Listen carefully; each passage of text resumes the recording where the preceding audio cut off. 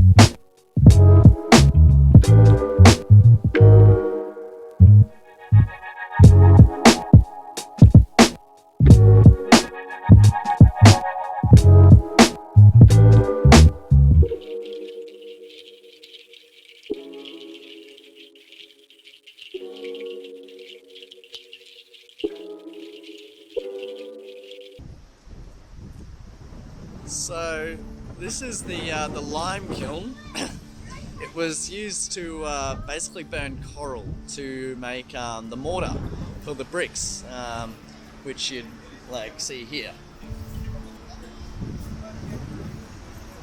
Very cool. It's now being protected by a rock wall because there's a lot of erosion happening on the island. And just up here is the cemetery. We'll show you that.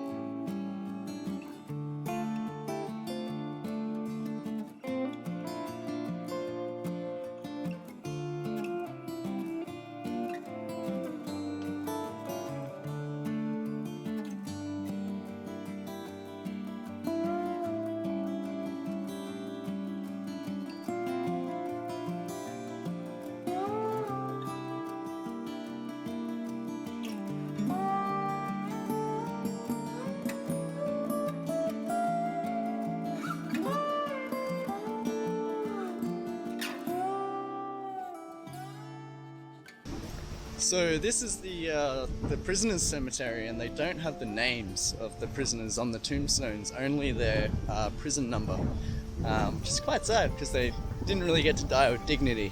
They only died with their prison number attached to the tombstone.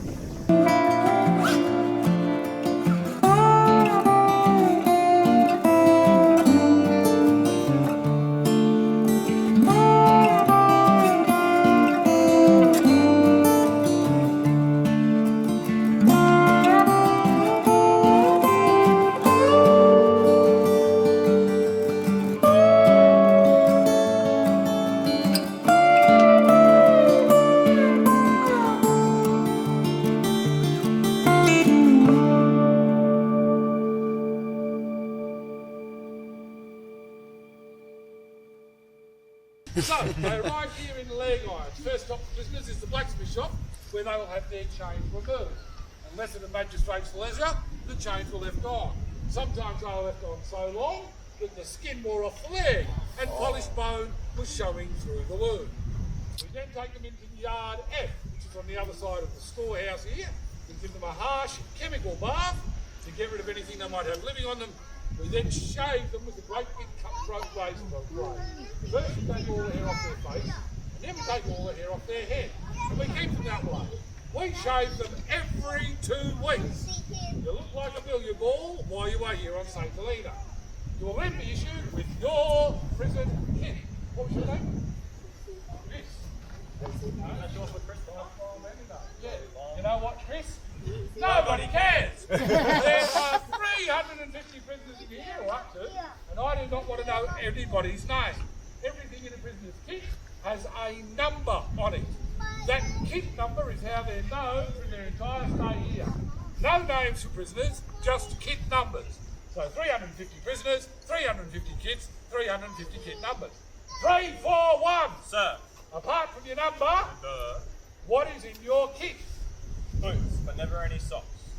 Trousers, braces for holding up my trousers, undies, shirt, jacket, hat, a hammock for sleeping in, 2 very thin blankets, and issued only during meal times, a tin cup, tin bowl, tin plate, tin eating utensils, and then a tin comb.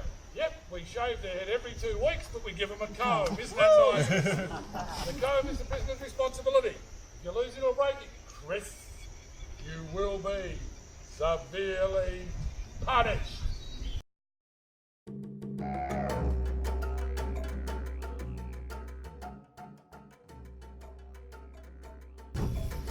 That little building there is the gas house, where we made a settling gas to power the gas lamps inside the stockade from about the mid-1880s onwards. One February night in 1888, it caught fire and exploded. Blew the roof clean off in one piece, which landed about 20 feet away. There was a pillar of flame shooting into the air, like a rocket engine turned upside down, and you can still see the scorch marks at the top of the wall.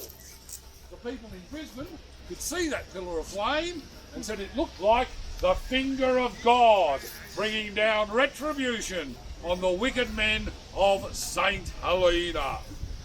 So behind me is the Superintendent's house, and it's now a museum. Has a lot of the old pictures and tools and things that the prisoners used on the island. And at the front is the kangaroo hopper, which is one of the trams they used on the island before it got replaced by a horse, because a vicar broke his wrist.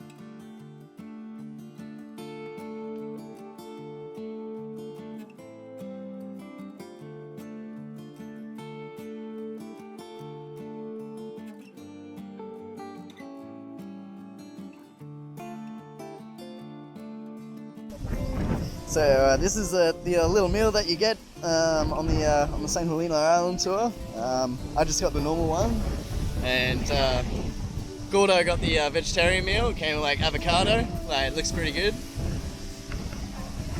Anyway, we're gonna get stuck into it.